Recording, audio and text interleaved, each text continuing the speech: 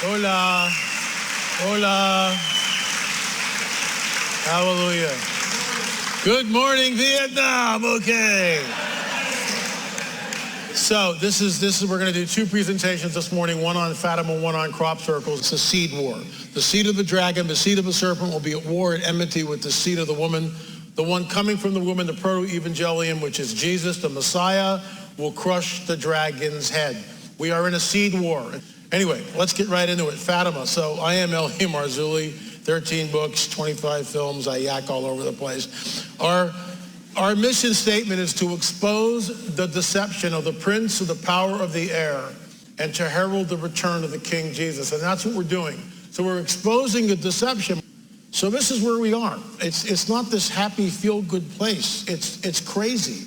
And good is called evil, and evil is called good. And truth is thrown to the street. You know, if you stand up and you talk about the Bible, you can be arrested for hate speech now.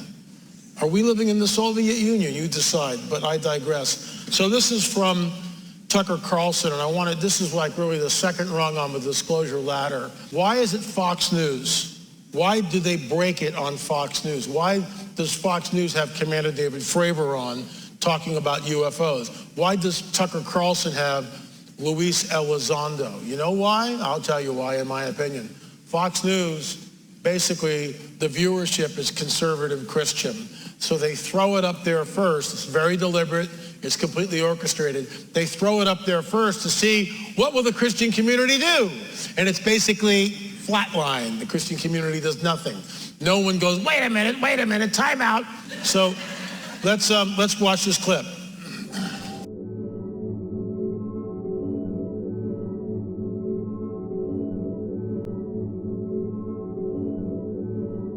Just a few weeks ago, the Navy admitted for the first time that several UFO videos were real, meaning they show actual area phenomenon that so far the Pentagon cannot explain. Now a UFO investigations group says they have found materials that could potentially be physical evidence of UFOs. Luis Elizondo is Director of Special Programs at the To the Stars Academy of Arts and Science. He also headed the Pentagon's Office for Investigating UFO Incidents, and it's the star of the History Channel's Unidentified. He joins us tonight. Luis, thanks so much for coming on. So, thank you for having me. What is this material, and why could it shed light on the question of what UFOs might be? Sure. Well, our company over the last year and a half has actually obtained quite a bit of material. And let me first preface by saying some of that material, its provenance is... Let me just stop right here real quick. So what you're looking at the triptych, here's Tucker, Luis, and this is the tic-tac shape object that we've all seen. This is what they keep throwing up. So what they're doing is Luis is blabbing about, you know, we've got medals from possible UFO crash sites, and then they show the UFO. Folks, I'm not making this up anymore. It's not, I've been bagging on this for like decades. It's no longer what L.A. Marzulli thinks about it. Your government, Fox News, and everybody else is telling you that the phenomenon is real. The whole purpose of this today and last night, the primer to get us to this point is basically to say UFOs are real, burgeoning, and not going away. How does this affect us as Christians? Does the biblical prophetic narrative talk about it? And guess what it does? It points to let no one deceive you. And the whole purpose of this thing is when a mile-wide craft shows up over Jupiter, you will not be deceived.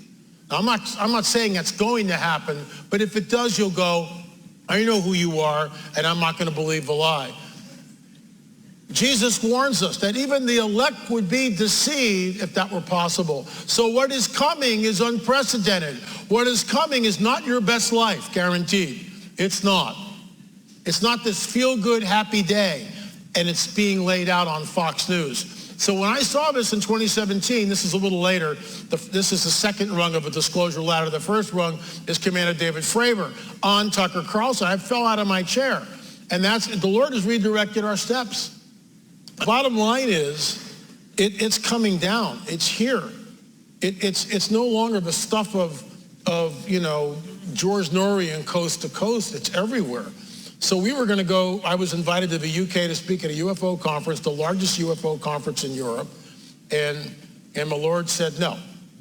We had already accepted, and then we were going to go film at two different places in Europe. So we were going to be gone for like a month. Lord redirected our steps. And so Peggy and I are taking some time off. I'm in the shower, and the Lord just says specifically, no filming, don't go. kind of going, whoa. So I don't say anything to her, my wifey, and at dinner I go, the Lord's telling us not to go to Europe and film all these megalithic sites, not to go. And once I confessed that and let that out, then he gave me the marching orders. Finish the last 3 films. So we're on number 5 right now, which is the crop circle one, which we'll get to this morning. Number 6 is on cattle mutilations, which we've already filmed. We're in post-production. Number 7 is on Roswell and what happened there. And we're flying to Montana May 15th to interview Linda Marcel, Jesse Marcel's widow. Jesse Marcel was the son of Jesse Marcel Sr., who handled the wreckage at Roswell. And then we'll go to the crash site. Number 8, which is the last film in the series that I know about, is What is the Truth? And the Lord wants them all out before the first of the year. So that's what we're doing. So let's continue with this. While the providence of some of this material has been substantiated. And ultimately, we're in the process of analyzing this material at 3 different levels. We're looking at its physical properties, its chemical, or if you will, molecular properties, and then ultimately its atomic properties. And it's really at that point we'll be able to make some sort of definitive conclusion, keeping in mind that we still have to follow the scientific process and methods, and at the same time have peer review. So it's not just as simple as coming out and saying, hey, look what we found. There's a lot of work that still needs to be done. I bet that's right, and of course should be challenged, as you ought to be challenged, I think. But quickly sum it up for us. Why do you think this material might be connected to UFOs?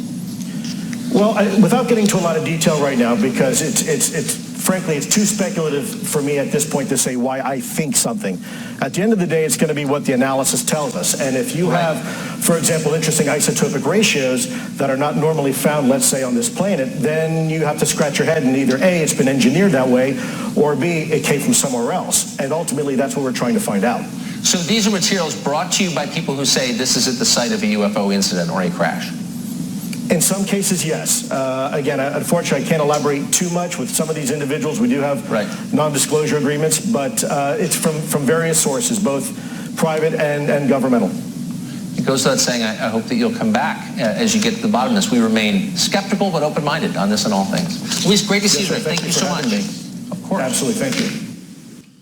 Are aliens real? All the UFO sightings, evidence on whether extraterrestrials exist, and conspiracy theories. So this thing is coming down. This is what I call, and I labeled this back in 1999, the coming great deception, because this is what it is, the coming great deception. And what's amazing, even on Fox News, which is supposed to be a Christian organization, nonsense, it's just, give me a break. It's just a joke, but I digress. The bottom line is, every paradigm is accepted except the Christian one. So they have all these people, steady stream, on Tucker and all these media outlets, but they never talk about the spiritual implications of it. They never talk about it from a biblical perspective. What is this? So I don't care. I mean, LA, you should be on Fox News. I could, talk to him. The Lord's going to direct my steps. If he wants me on Fox News or wherever, I'll go. I was just on George Norrie on Monday night. George Norrie, Coast to Coast, used to be, that was it. You got on Norrie's show, your inbox blew up. You had a gazillion sales, and because it reached millions of people. Not so much anymore. It's in my opinion, it's a has-been show. Why? Because people go to YouTube. They don't have to listen through 3 hours of commercials. They can just go to YouTube and go click, and that's what people do. So and also the attention span has gotten from where people would sit and listen to an hour and a half or 2 hours or 3 hours. Just give me the soundbite. Just give me I have a minute. I can give you a minute. So we're going to start doing shorts on our YouTube commercial or our YouTube channel. We got 192,000 subscribers, which is a lot of people. A lot of people. Usually we average about 20 to 30,000 people, which is still an unbelievable amount of people. 30,000 people watch our stuff? Yeah, it's amazing. Anyway, I want to talk about Fatima because miracle of a son or a harbinger of deception. I had read about Fatima. I'm a student of Fatima. I was obsessed with Fatima. As a little kid, I heard about Fatima. When I was not born again, I was a Catholic, and I was, what the heck's going on with this? So now I'm an adult, and we're going over to Portugal. So I think you'll find this interesting because this is This is how easy it is for people to be deceived, and this is why we did the film. And it's controversial. I mean, and a couple things. We're not bagging on Catholics. If you're a Catholic and you're here, we're not bagging on you. We're not bagging on Mary. If you want to believe that Mary is, a perpetual virgin and the Queen of Heaven, that's your business. I don't particularly believe that. But we take all that off the table. We never discussed that in the films. That's all off the table, completely off the table. Because some people believe that, and that's fine. You can believe what you want to believe. In fact, in the beginning of the film, we go, millions of people go to Fatima every year. Millions of Muslims circle the Kaaba. In India, millions of people worship a variety of gods.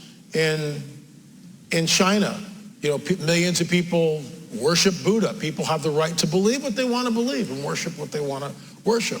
But we also have the right to tell you what we think the phenomenon is. And that's what we do in the film. And I think we do it in a fair way. We're not bagging on anybody and blowing stuff up. We don't do that. But we lay down the facts. And that's what we'll do here this morning. And then you be the judge. So the deal is this. This is what the sanctuary looks like now. And you can see that it's dialed in. I mean, it is dialed in. You can fit 1 million people there. 1 million people. So that's the sanctuary. When we were there, and it's the same deal, that's Francisco and that's Jacinta. And they were canonized and they're buried in the sanctuary. You can see the sea of people. Fatima is huge. And when we walked in there, it was on one of the anniversaries, July 13th.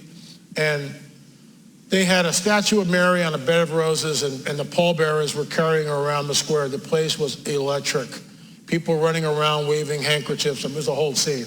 And I just looked at Peggy and I just said, Mary's off the table. We're not even going there. Because I had planned in the script to talk about this. Mary's off the table. Because you see the fervent belief of the people. They believe something happened at Fatima. We're not questioning that something happened. We're questioning what was it that happened? What did the people see? What about, this word about Russia and consecrate Russia to Mary's Sacred Heart? When did that come out? We'll get into that in just a little bit. So in 1917, World War I is raging. The Bolshevik Revolution is happening. It's an incredible unstable time throughout the world. You have World War I, you got the Bolshevik Revolution, the Tsar is being toppled. It's nasty. And, at the same time that's going on, you've got the Balfour Declaration, which is unprecedented. I mean, it's like, I think we should let the Manhattan Indians come back to Manhattan. What do you think? That's what it's like. That's what it's like. And they're carving out this little land for the Jews.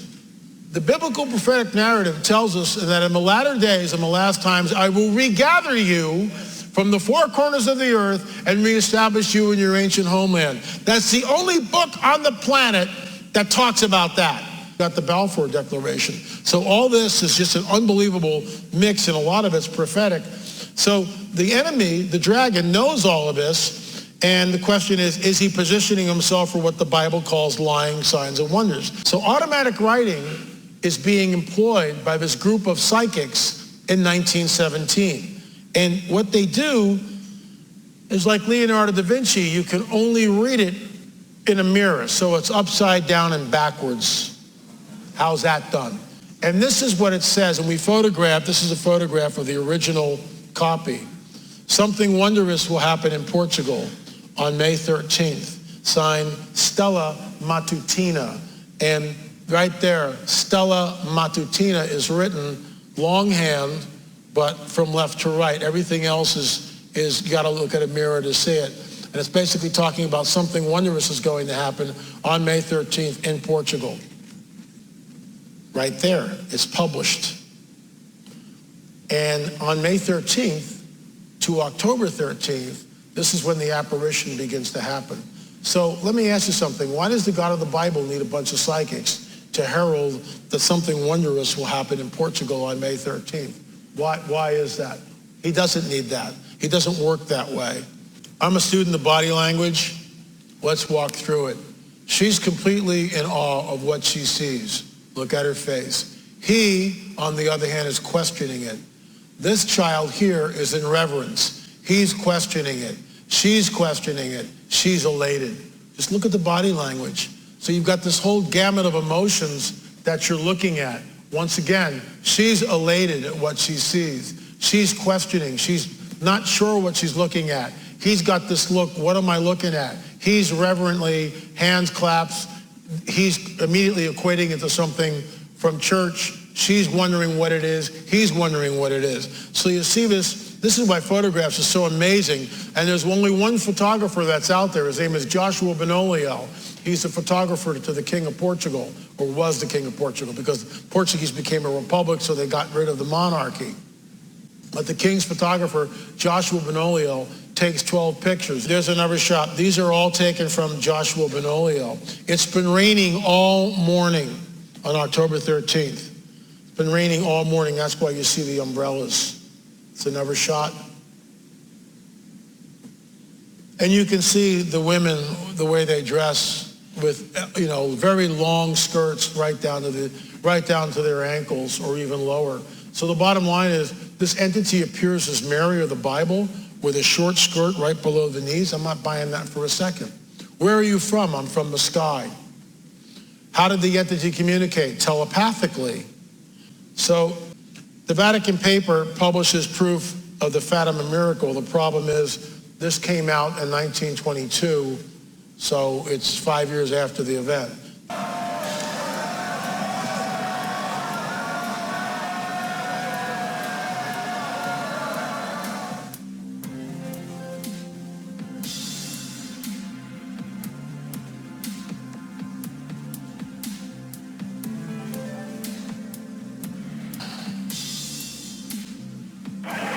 I want to stop it here. So this is in Egypt.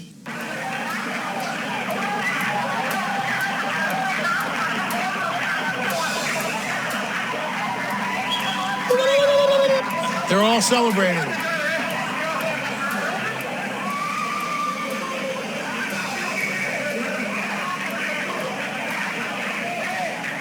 And the mayor of the town was so freaked out, he had all the electricity turned off to make sure it wasn't a hoax.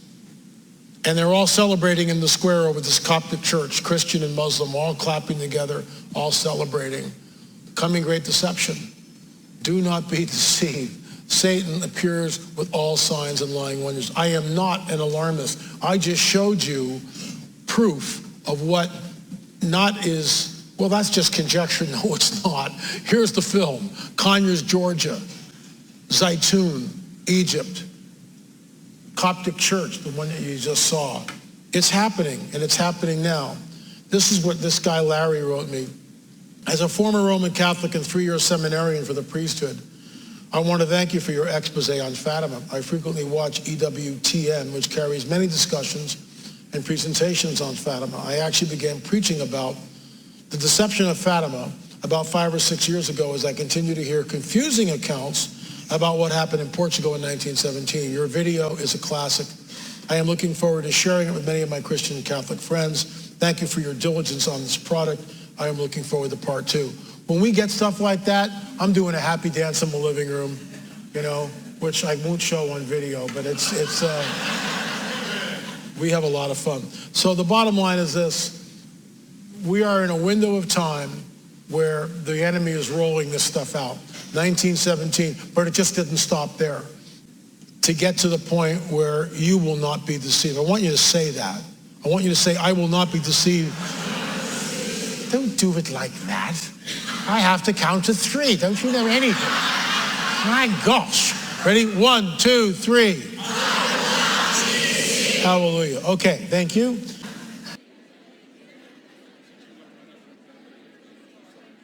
So we call the subtitle, Exposing a Secret Language of the Dragon, which, by the way, is mathematics. And we chose this crop circle, 426 circles. See these lines right here? These are the tractor lines in the field. So these lines are where the tractor goes to do the fertilizer and stuff. They're about 8 feet across between that line and the bottom line right there. Those 2 lines are about 8 feet, right? The tractor sits in those lines, and that's how the tractor fertilizes the field and does whatever else it has to do. Gives you an idea how big this thing is. 426 circles. That appeared overnight.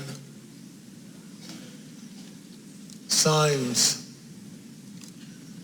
Whoever does it does so with impunity.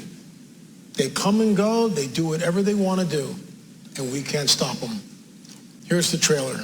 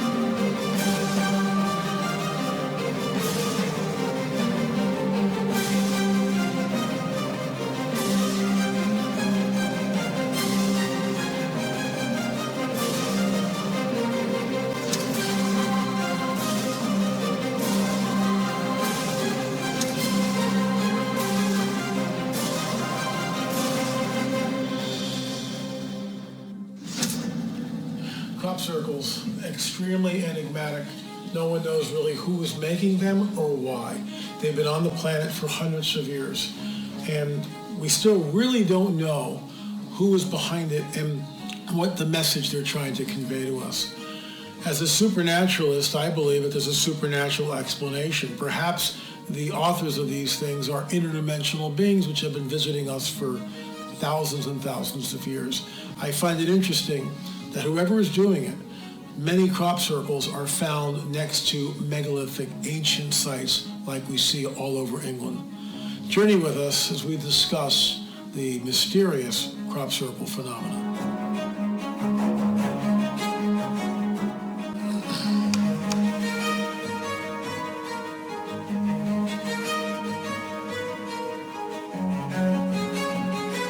And there's Silbury Hill, and there's a crop circle right below it.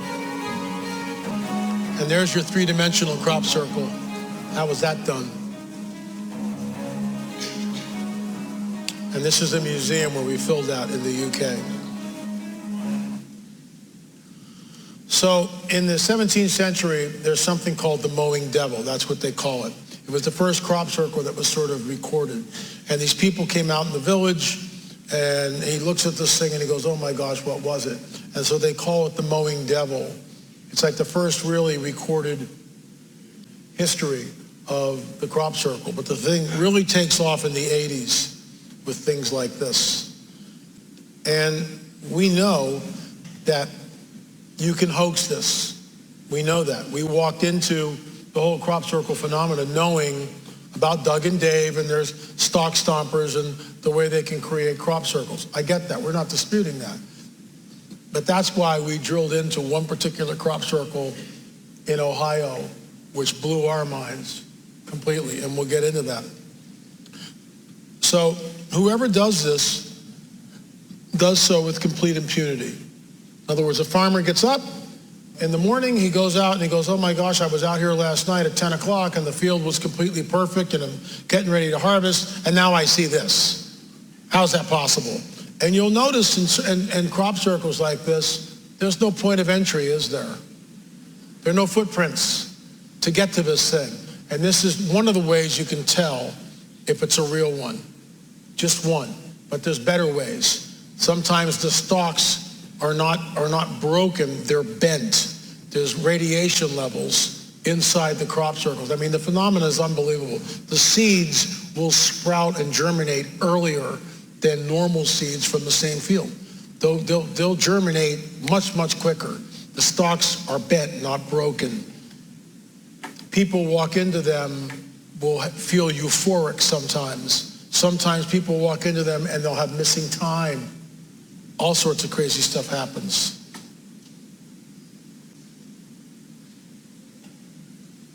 So it's just a sample of what we're looking at.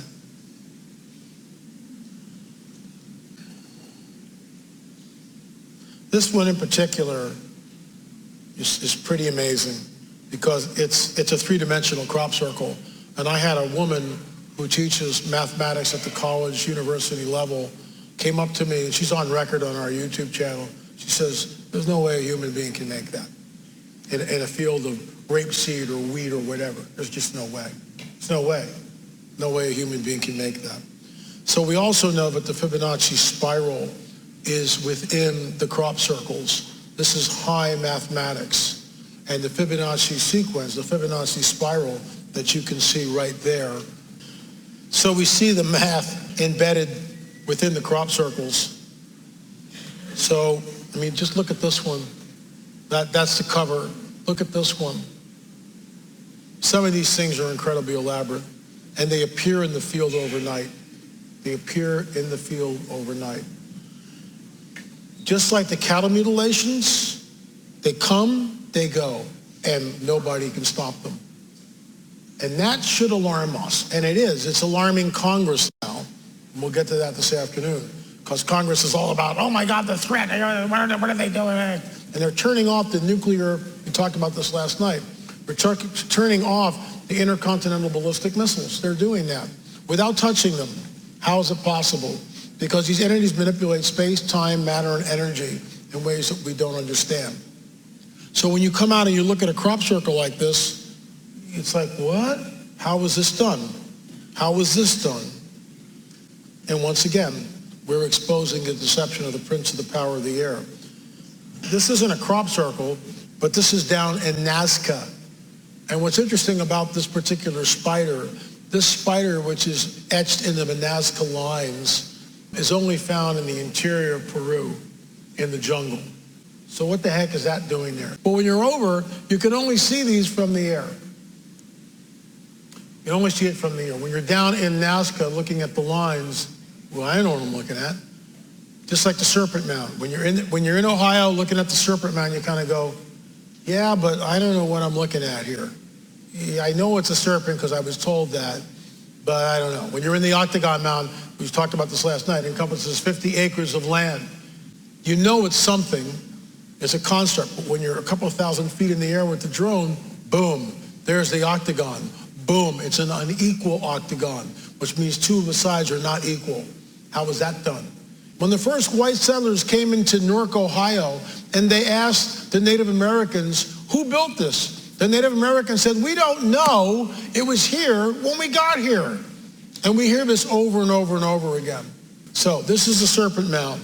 Look at this. What's the serpent doing? Genesis 3:15. The serpent is in the act. Serpents don't eat eggs. They don't birth eggs through their mouth. This is, and you can only see this from the air. When you're down and walking, see this white stuff here? It's a path that goes around. So when you get to the site, parking lot's over here, you come in, and the entrance is over here, you can walk this whole thing. And I'm there walking. I just come from Sacsayhuaman in Peru. So I'm not really impressed. I don't know what I'm looking at. Yeah, there's some undulations here, but And then I find out that the undulations correspond with equinoxes and solstices. And then I find out that the head right here is pointed to the summer solstice sunrise. It's a lot of work. It's a lot of work. And so what we see is Genesis 3:15.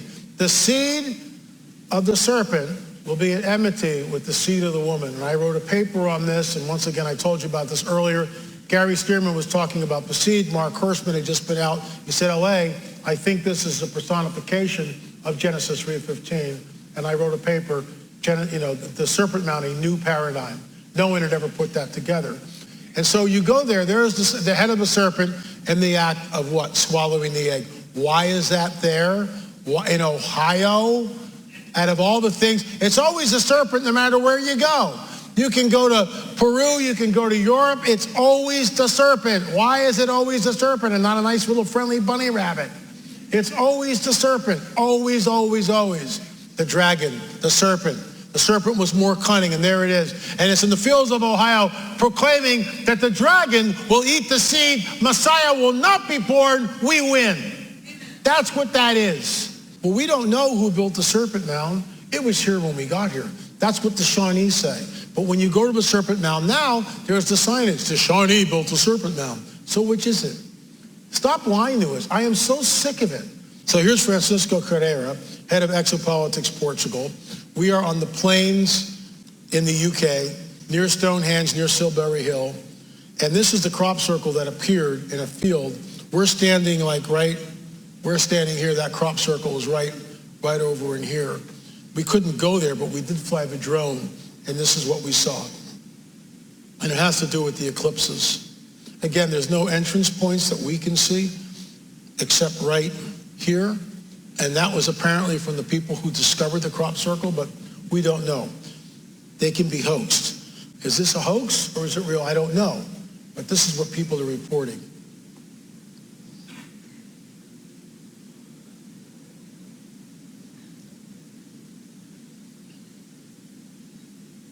And so when you go back to this one here, and this is what's so amazing about this, they had more than just one example of the orbs creating the complex crop circles below. There it is again. What is interesting is there a connection between First Nation people's oral tradition in regard to the giants, the mounds of antiquity, and finally the crop circles in modernity? I say yes all day long, which is why we call this Convergence. This is the Graves Creek Mound right here. This is in West Virginia. And they carved this path so you can get up to the top of it. When you're here, the sides of this thing are like this. It's a really steep angle. If you fall, you're going to break something. That's just the way that is. It's really, really steep. By the way, that's a Masonic deal up on top of the mound. Isn't that creepy? But we filmed here, we flew the drone, did the whole 9 yards, and this is where we discovered this picture. Grave Creek Mound. Give you an idea, look at the houses around it. So back in the day, they drilled into the mound. The museum entrance was like in here someplace where these buildings are, and what they discovered was the earth was compacted so tightly that they didn't need to shore it up.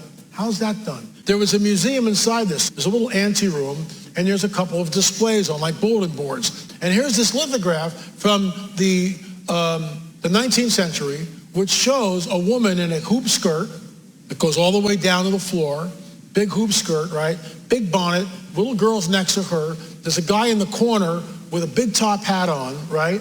And behind him is a 9 or 10 foot skeleton in a display case being shown. It's a lithograph. And we ran with the story. And we broke that story. And we said, here it is. There's an archaeologist who does a hit piece on our report. Tenured archaeologist. And he shows the picture, and it's been photoshopped. It's not the picture that we took. The skeleton is now about 5'6", maybe 6 feet tall. And somebody on his channel goes, but that's not the same picture that L.A. Marzulli showed. I have offered $2,000 reward for anybody who can point us to the forger. Anybody who can point us to the guy who photoshopped it. I'll even make it $5,000. I don't care. Because I want to find out who did that. And if it goes back to the archaeologists, I want to blast that till the cows come home. Because this is how the game, why are you lying to us? Why did you Photoshop the photograph? Why did you do that? And then run a hit piece on Fritz Zimmerman and myself for lying to the public where you lied to the public. This is what we're up against. How do you deal with that? Why would you, who is the father of lies? Another shot, this is Miamisburg. There's Graves Creek, there's Miamisburg, and there's Silbury Hill in England. I'll do it again. Grave Creek Mound. I just love that drone shot. Look how small the houses are. So let me get this straight. So here I am, and I'm a hunter-gatherer tribe, and we wake up one morning and we go, we're gonna build a mound. Okay, how big? Well, it's gonna be really big. How big? Really, really big. And so we show this in film number 1. We hired a flint knapper to make a replica of a Stone Age hoe. It's beautiful, beautifully made, leather all around it, the whole deal, handle, it's beautiful. And we hired a fit laborer. That means someone who can wield it other than me. And so he's out there, and we show this in the film. And he's like this, and he's going into the ground, and then he takes his hands, and instead of a deerskin or a birch bark basket, say that 3 times fast, he's taking it and putting it in the bucket. Then he carries the bucket like this, let's say 100 yards, to where the mound's going to be, and he dumps the bucket of dirt. Then he takes his feet and he stomps them. By this time, when I show this, the audience is just completely howling with laughter because they realize the absurdity of it. So here we have the Graves Creek Mound. How is this constructed? How did they keep this thing from sliding? Even now, with all the rain, it doesn't erode. How is it possible? And you know how much dirt is in there? When you get to a mound like this, Graves Creek, I'm going to guess 250,000 tons of earth. Do we realize, and this is only one mound, and then you go to Cahokia, or you go to, we've already talked about Fort Ancient or Miamisburg. I mean, there were 10,000 mounds in Ohio alone. There is a hidden history that's been deliberately obfuscated from the peoples of the world. So what we see is the effigy, the signature of the Nephilim that happened right here in the Americas in the far distant past. But now in modernity, right next to these mounds, we're seeing crop circles. Why do they have to make the crop circle next to the mound, like in Silbury Hill? What draws them to do that? Is there a convergence? In our opinion, there is. This is Silbury Hill. And I think this is drone footage, yeah. See everything. You see the whole overview complex. Really? We're not allowed up there, right? No, you're not allowed up there. But even today, there's trees in the way and things like this. So you'd see certain parts of it, and then, to see everything, you'd have to have a platform built on there. There may have been a structure. There may Look how big that is. Up there that Look how big that is. Look how huge it is. That's Silbury Hill. So here, to my point, there's Silbury Hill, and there's a crop circle right there. Bam, bam, bam. There it is right there. So does this happen in the Americas? Oh, you bet it does. And this is why we made the film, because there's a connectivity. But wait, LA, you talked about hoaxes. Certainly, it could be a hoax. I get that. But this one crop circle cannot be. We see advanced mathematics like we see here at Silbury Hill used in the construction. But this can be done. You can hoax this, even something like, not so much this, but certainly things like this, you can go in and you can hoax them. Plus we see a progression of the crop circles. They become more and more and more complex as time goes on, including this. But is there physical evidence to show the authenticity of crop circles? And there are. One, we talked about this a little earlier, there's your control sample. This is from the crop circle where the stalks have been heated up by something and they're bent. When we talked about Fatima, what was one of the signatures of the UFO flyby was radiation burns. There it is right there. Same deal. They're heated up. It's some sort of like microwave energy, we don't know. But there it is. And you can see that the stalks are bent, not broken.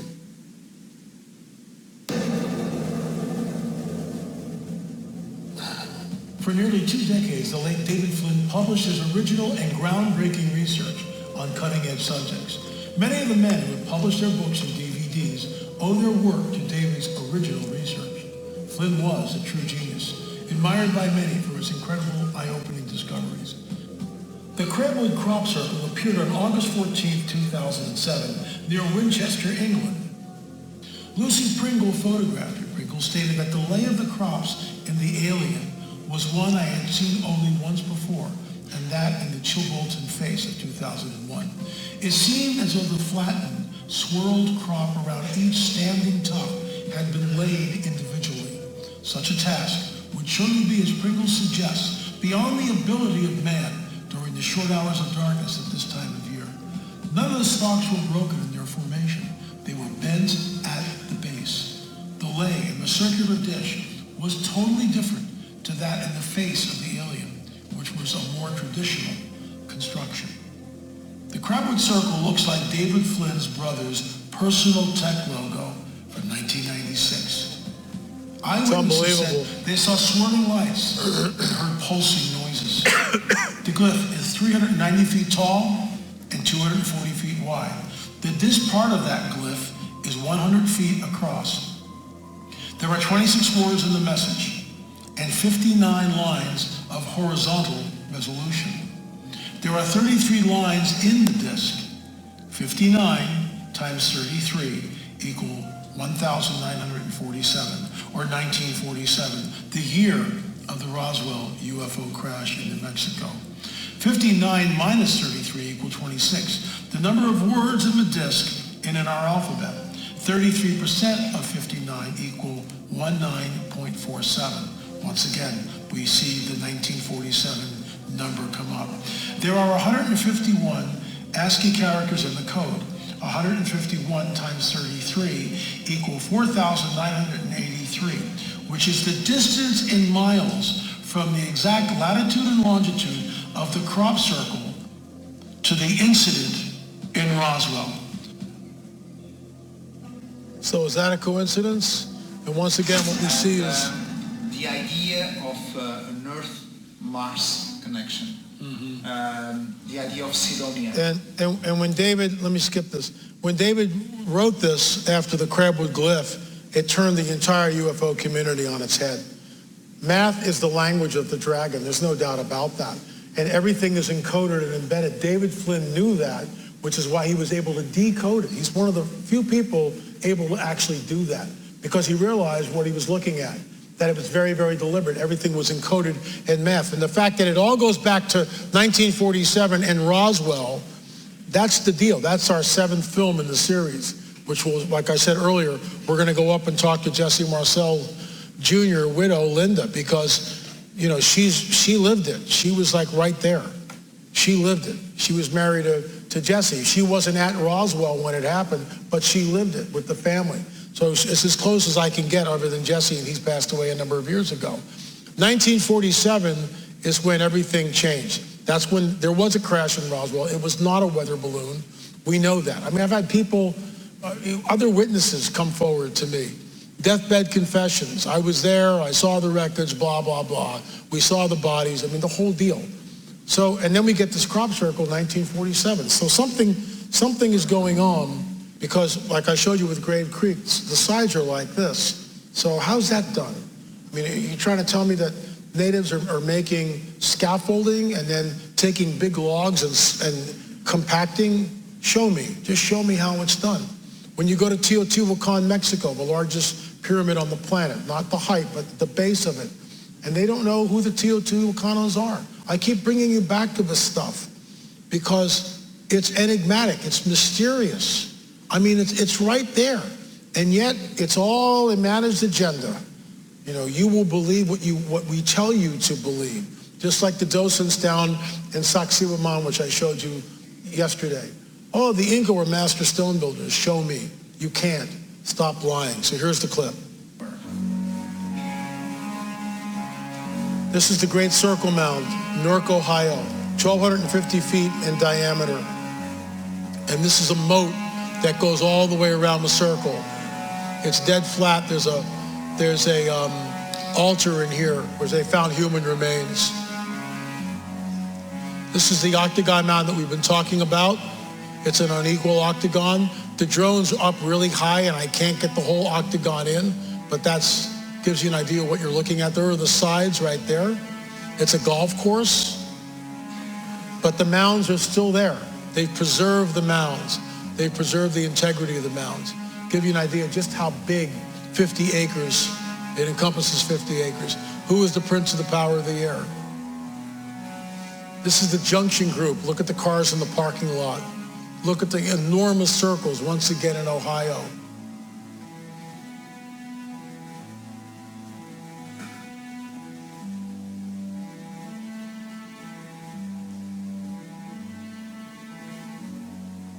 And this is the Great Circle Mound in Avebury, which mirrors the Great Circle Mound in Ohio, except it's bigger.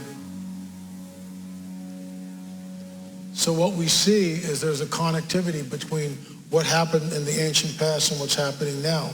So, okay, LA, that's interesting.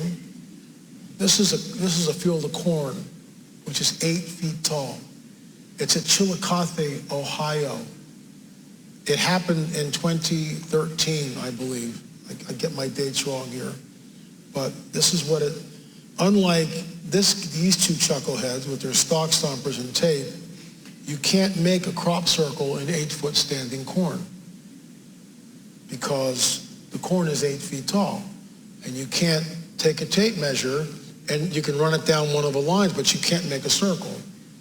And for those of you who are farmers, and I've had corn, I know what it's like.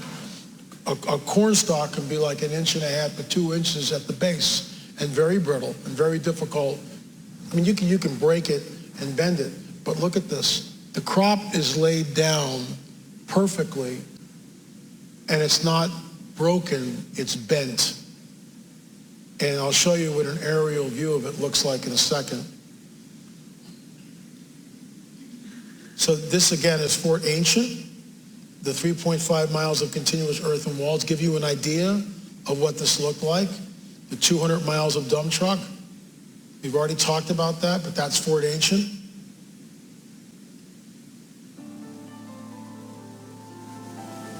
And this is the aerial view of the crop circle in Chillicothe. There it is right there. In a field of corn that's 8 feet tall. These are called dragon heads. It's the second largest crop circle in America ever recorded. And you'll notice the waterway, and directly on the other side are the Chillicothe mounds, the so-called Native American mounds. Look at the crop, look how large it is, and notice the way it's laid down like this, sometimes woven together like here. This appeared overnight in the farmer's field.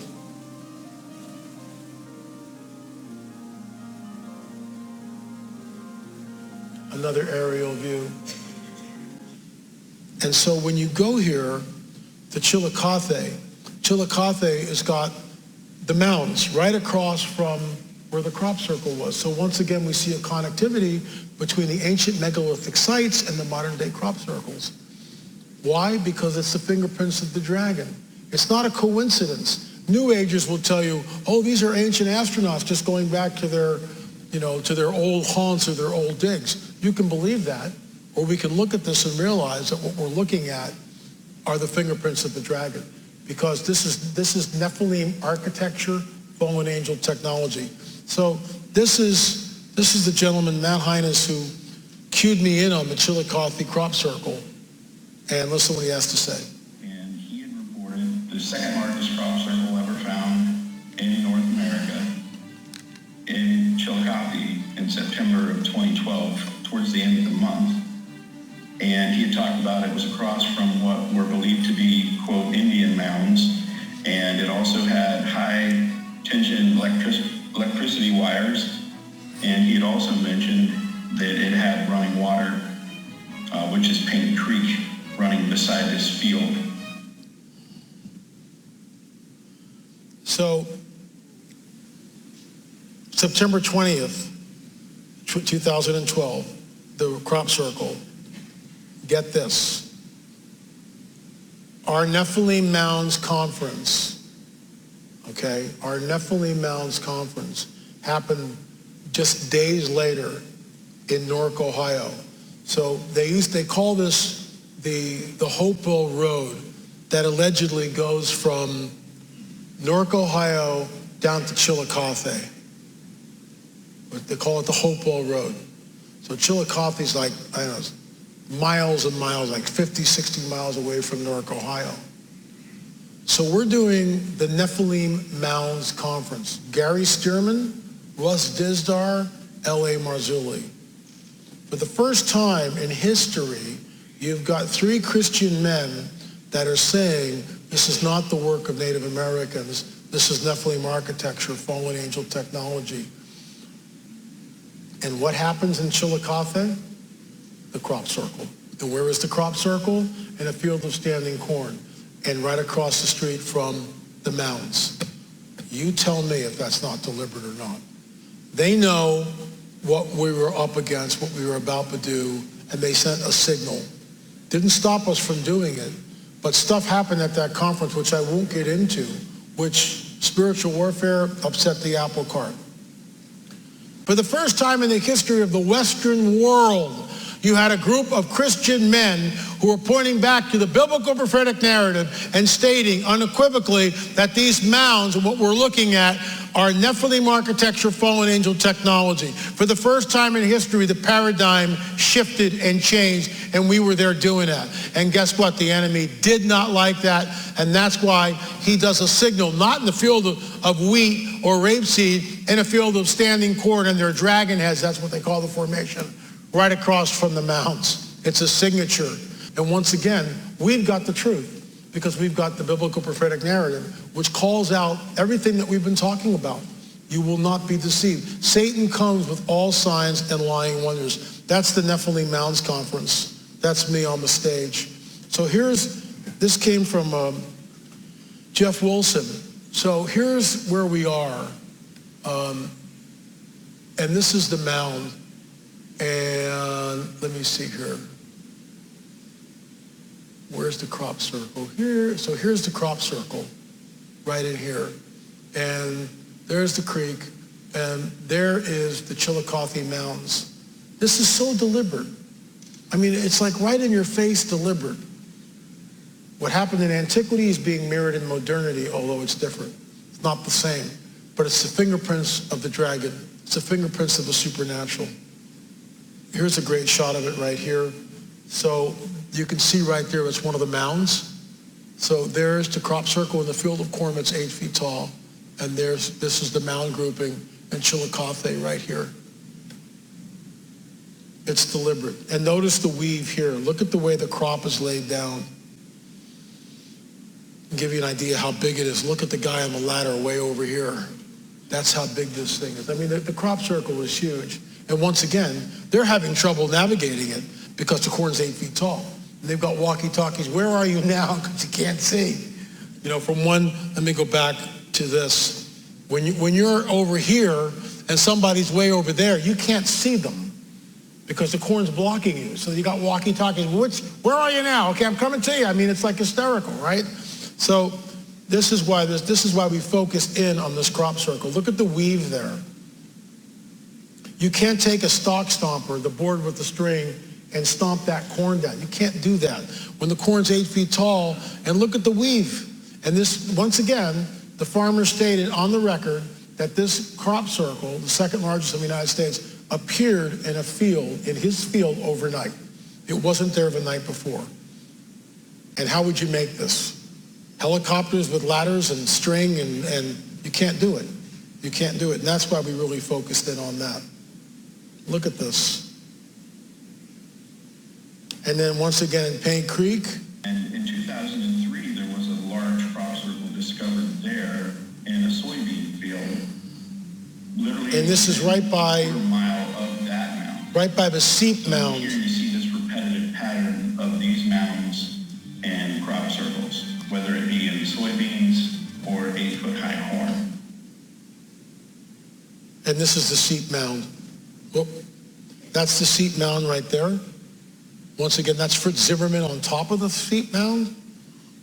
Look at the amount of dirt that's there. Think of hunter-gatherers creating a mound like this. And this is only just one. I mean, there were thousands of them. Thousands of them. And we already talked about the amount of dirt that's required. And then how do you compact the dirt? Once again, Graves Creek, Silbury Hill. And Jacques Vallée, his book is called Messengers of Deception. Human beings are under the control of a strange force that bends them in absurd ways, forcing them to play a role in a bizarre game of deception. And there it is. Other interesting anomalies with crop circles. Entities have been seen in the crop circles. The batteries are drained. People have missing time. Some people have a feeling of being watched. Other people have a feeling of euphoria.